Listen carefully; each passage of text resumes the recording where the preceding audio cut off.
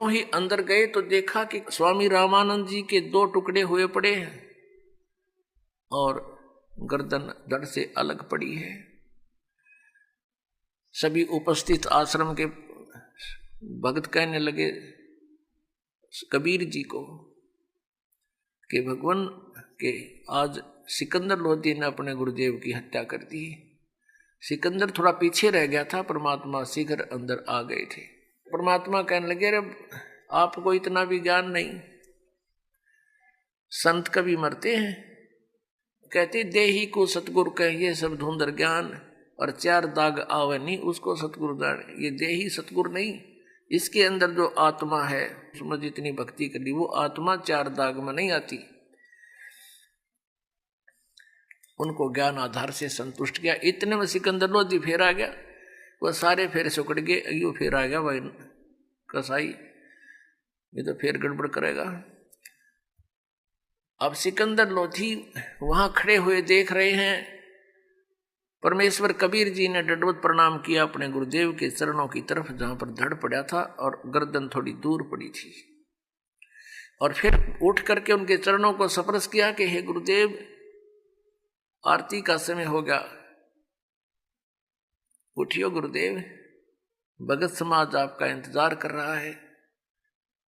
इतना ही कहा था कि उसी समय वो गर्दन उठ गए, वो शीश उठ गए और उसकी धड़के ऊपर चिपक गया और रामानंद जी एकदम बैठे हो गए। और सामने क्या देखा, फिर सिकंदर लोधी खड़ा देखा तो फिर कड़वी कड़वी आंख करी। तो परमात्मा कहने लगे हे भगवान, हे परमात्मा, हे गुरुदेव, ये आपके बच्चे खड़े हैं।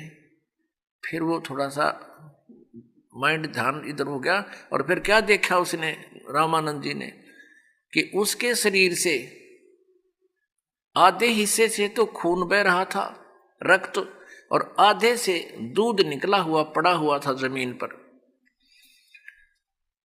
अब रामानंद जी आश्चर्यचकित रह गए कि अभी दूध कैसे आ गया मेरे शरीर में, खून तो चलो रक्त की तो मान लें बात। तब कबीर जी से पूछा कि हे भगवान, ये मेरे शरीर से आधा रक्त और आधा ये दूध कैसे निकला। अब कबीर साहब कहने लगे आप तो जानी जान हो, मुझे तो महिमा दे रहे हो, आपको सब पता है, जैसे गुरु जी से जो व्यवहार किया जाता है, और जानी जान तो आप पे थे। वह कहने लगे पर भगवान आप जी ने मुझ दास को उपदेश देने के बाद छुआछूत हिंदू समाज की तो बंद कर दी थी। आप सभी हिंदुओं को, चाहे वो किसी जाति का है, सबको नाम देते हो, सबसे प्यार करते हो, लेकिन अभी आप मुसलमानों से नफरत करते हो।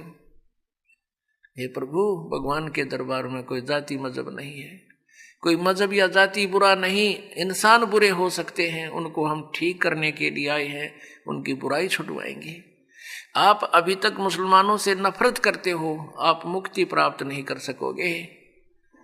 रामानंद जी के हृदय में जो एकदम ऐसा कुठारघात हुआ, इतना एकदम जख्म हो गया इस बात का कि मैंने तो जीवन ही मोक्ष के लिए लगा रखा है और मेरा मोक्ष नहीं होगा, मैं मुसलमानों से नफरत करता हूं। उसी समय खड़े हो गए और खड़ा होकर सिकंदर लोधी को सीने से लगा लिया रामानंद ब्राह्मण ने, और कहा बेटा मैं तो घना नीच आदमी हूं, पहले भी मैं एक ब्राह्मण के अतिरिक्त किसी को मैं अच्छा नहीं मानता था, और अभी भी मेरे अंदर ये दोष था कि मुसलमानों से नफरत करता था। आज मेरी ये सारा भ्रम निवारण हो गया, बेटा मेरे से गलती होगी, मुझे माफ कर दे। सिकंदर लोधी ने भी चरण पकड़ दिए, स्वामी जी मैं पापी आत्मा हूं और मैंने बगैर सोचे समझे ऐसे महापुरुष की हत्या कर दी, मैं महादुष्ट इंसान हूं। आज मेरा सौभाग्य है कि आज मुझे कबीर परमेश्वर के दर्शन हो गए, मेरी आंखों के सामने ये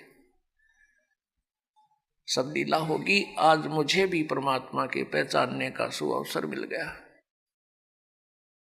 उस दिन के बाद रामानंद जी किसी भी मजहब, धर्म या किसी भी व्यक्ति से कोई नफरत नहीं करने लगा। और परमेश्वर ने बताया कि स्वामी जी आज आपकी आयु फाइनल थी, आज के बाद आपकी आयु नहीं थी। और अब ये आयु परमात्मा की दी हुई आपको मिली है। रामानंद जी कहते हैं परमात्मा तो मेरे सामने खड़ा है, ये भगवान मेरा ना जाने कौन से जन्म का पुण्य उदय हुआ जो आप मुझे मिल गए। मैं तो इतना नीच था, अब भी मैं अपने आप को सुपीरियर मान रहा था कि मैं तो बहुत नेक हो लिया। अब आपने दिखा दिया कि मैं कितना नीच था। अब पुण्यात्माओं, परमात्मा ने 1 घंटे तक वहां सत्संग सुनाया हिंदू और मुसलमान एकता के ऊपर, कि तुम एक पिता की संतान हो। इस काल ने आपस में इसलिए हमें 2 बना 4 बना रखा है, 20 बना रखा है, कि तुम आपस में लड़ते मरते रहो, कोई चैन से ना रह सके।